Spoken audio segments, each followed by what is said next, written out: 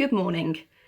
By the end of this assembly, I would like you to remember a very important date, the 28th of June.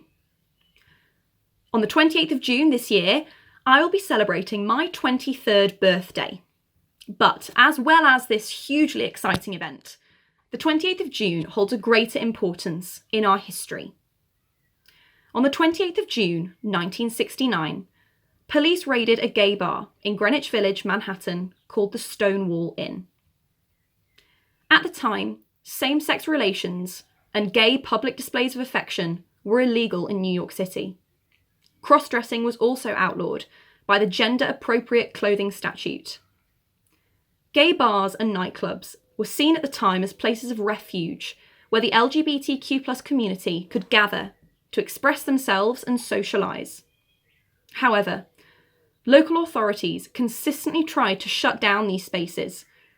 They did so by revoking liquor licences from establishments suspected of serving gay people, and, like in the case of the Stonewall Inn, through police raids. In these raids, people who were caught kissing, holding hands, or even just dancing with a partner of the same sex were arrested and aggressively manhandled by police.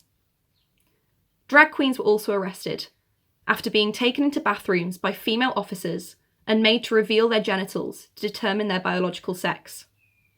These people were treated terribly for leading an existence that should not have been illegal.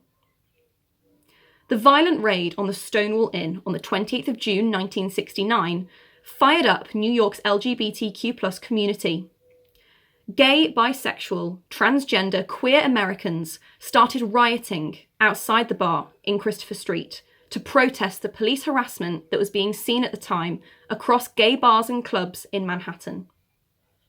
The 5 days of rioting that ensued, later referred to as the Stonewall Riots, were a springboard for the modern fight for LGBTQ+ rights and equality in the United States and across many other countries.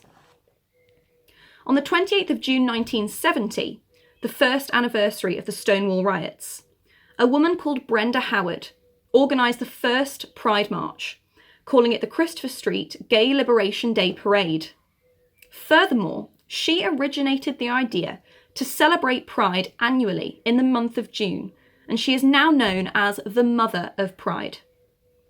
June today is officially Pride Month to honour and commemorate the momentous events at the Stonewall Inn.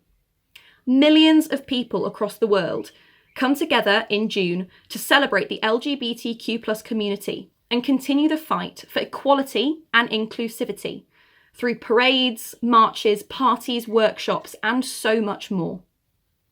2020 marks the 50th anniversary of Pride celebrations, and on the 28th of June, I won't just be celebrating my birthday. I'll also be thinking of the brave people who 51 years ago stood up for their right to love, their right to live, openly and honestly, as who they are. I encourage all of you to take the opportunity this month to reflect on this story of the history of Pride and consider how you can join in the celebration. It could be through a donation to a charity, by making a rainbow cake, or by speaking up if you hear someone using homophobic, biphobic, or transphobic language. Everyone should be treated equally, no matter their sexual orientation or their gender identity.